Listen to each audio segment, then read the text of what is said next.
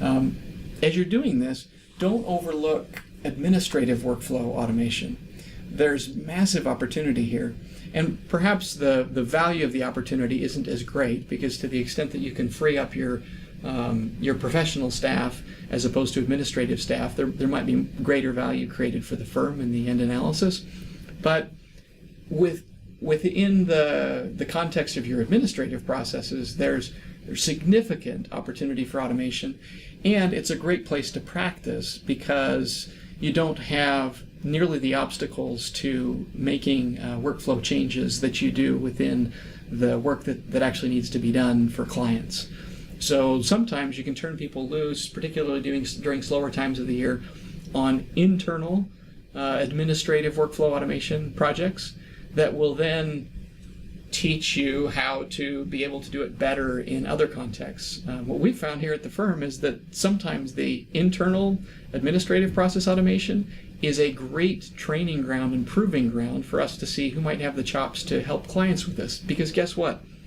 Clients are going to need help with these same processes. They're grappling with the same opportunities that robotic process automation, for example, creates, and they're grappling with the same obstacles to making that happen. They don't have the technology expertise, or they don't feel that they do. They don't want to change their processes. They're not sure which tools they should use. Well, guess what? If you turn some of these tools loose inside your organization and learn some lessons that way, it's quite likely that you'll identify opportunities to help clients in the same way. In fact, recently we had a client reach out to us with a problem.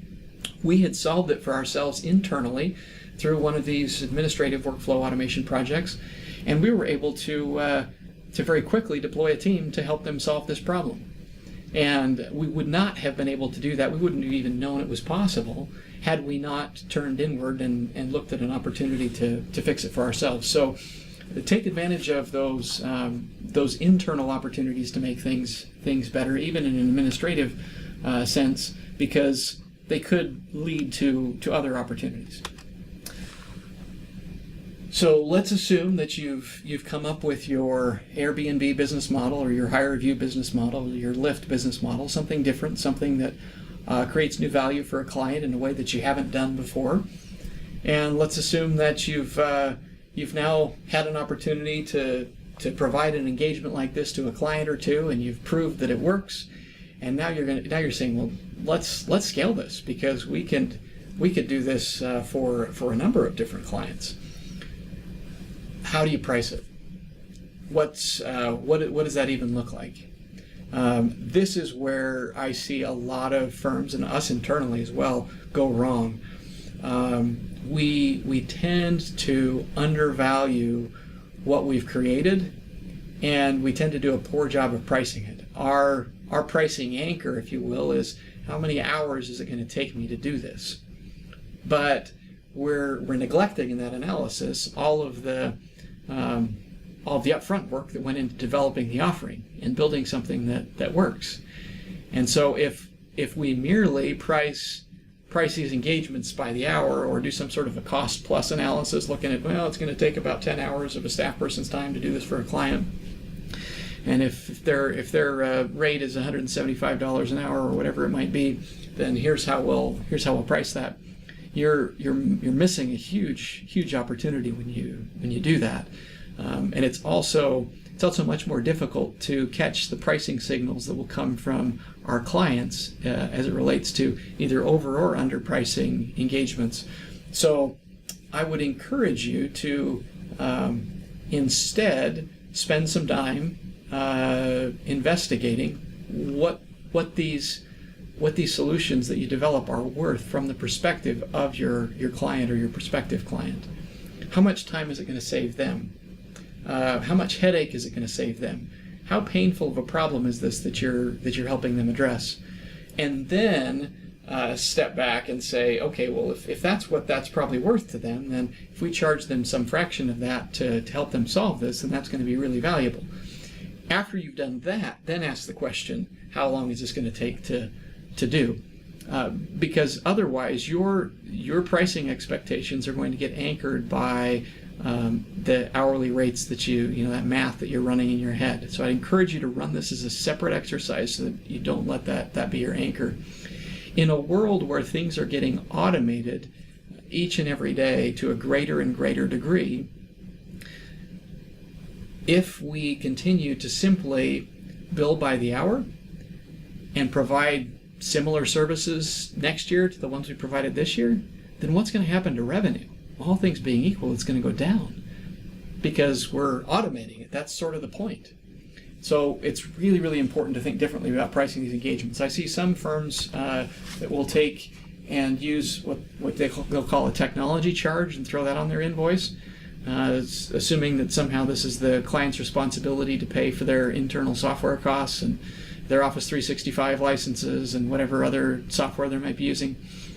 That's a really dangerous place to go. First, we don't want to train our clients to think this way. How much does a client really care about your software costs? I would argue not a lot.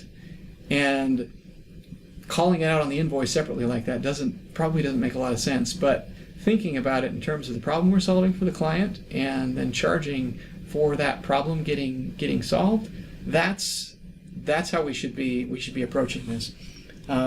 Your value to the client comes from your ability to seamlessly integrate technology, the people that deliver on that technology, and the processes required to deliver on a desired outcome. Our client accounting services, as an example, and I would argue that many firms' client accounting services practices are based on this type of a formula, where you take a lot of different technology tools. I mentioned Bill.com, but there are others. You can take Bill.com for accounts payable automation. You can take Avalara for sales tax. You could take Receipt Bank and HubDoc for optical character recognition and bringing in documents and reading those documents and getting them into the accounting system. You could use Xero or QuickBooks Online or Intact or some other cloud-based accounting software to stitch all of those things together. Making all of that work together, that's the value. The client doesn't want to have to go figure all that stuff out and configure it and make sure that it works and keep it running and everything else. So when we build an automated outsourced bookkeeping practice for a client, well, that's the value we're creating, and we shouldn't be pricing that based on what a bookkeeper costs per hour. We should be pricing that based on the value to that client for us doing that. So price accordingly. And I would encourage you to, if you haven't, take a look at Dan Ariely's work. He's written a book called Predictably Irrational. It's a pretty accessible read, being that it's written by an academic. It's got some good stories and examples in there that can help you kind of conceptualize some of this stuff. But in there, he lays out some pricing examples, and there's a few things that as CPAs pricing our services we should take note of.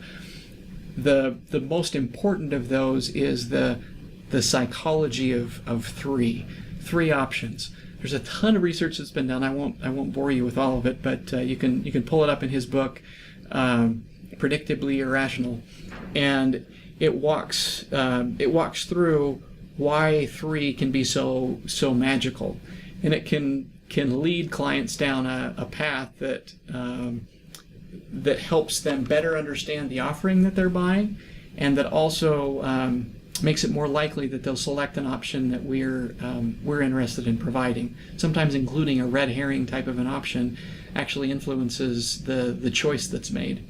So there's real magic in those 3 options. As a firm, when we price these, we try and take those 3 options and provide some kind of philosophical underpinning to those options, such that the client is buying it based on that philosophical underpinning and not so much the details of the scope of work. So as an example, we might have white glove, teach me to fish, and budget. Those could be our 3 options. Those aren't always our 3 options, but that's an example of a recent proposal that I did. So with white glove, the client gets immediately what you're talking about. And everything we include in that scope is all about making life easier for the client, making them not have to worry about anything. We handle it so they don't have to. We take care of things that they could probably do themselves, but that they just don't want to have to be bothered with. And we price it accordingly as well. I mean, it's going to be a more expensive option. But now they know that I'm getting white glove service, and that's what I should expect. And so all of our scope sort of revolves around that overall philosophy. That second option, teach me to fish, well, that's fairly intuitive as well. Our objective in that engagement is to help train and build the client's team and their internal capabilities such that they can do most of this stuff themselves without our involvement. Or we might have some direct involvement in areas where they don't necessarily want to learn to fish. But just tying it together in that way helps them conceptualize what it is we're there to do and understand why we've priced it as we've priced it. And then the budget option helps them understand that there's an option here if you don't have infinite resources to spend on professional services, which most companies don't. Here are the 3 or 4 areas where we have seen clients fall down when they haven't gotten outside help, and we're just going to focus on those, and everything else is going to be you. So you, Mr. Client, Mrs. Client, are going to have to drive this process, but we will be there to support in these 3 or 4 key areas. When you price in that way, it allows the expectations to be set from the word go with the client about what they're getting and what sort of service level expectations they should have. It also allows you as the service provider making those offers a little bit of control over or influence over which sort of option the client is most likely to select. And again, I would refer you to some of that pricing psychology research. You could also pull up Ron Baker's stuff. He's written a lot of good things on value pricing in the context of professional services firms. Thanks for doing that. And as we look at the last slide, we can see in talking to Dan, this is some great way to get a hold of you, your website, other things, anything else you want to address or kind of add if people want to get a hold of you or ask more questions, and where do they go from here, I guess? Yeah, feel free to reach out. We as a firm are still figuring a lot of these things out. And as I said, a week from now, a month from now, there's going to be new tools and technologies that are going to come out that will change the way we all think about this. So I love connecting with folks and hearing about what they're doing, and because it's going to take all of us to really take advantage of this tremendous opportunity that faces our profession that's created through these kinds of automation tools. Thanks, Jeff, for having me. Perfect. Thank you so much. And as you can see, there's some other links for the community as well as other courses, and we look forward to seeing you again soon.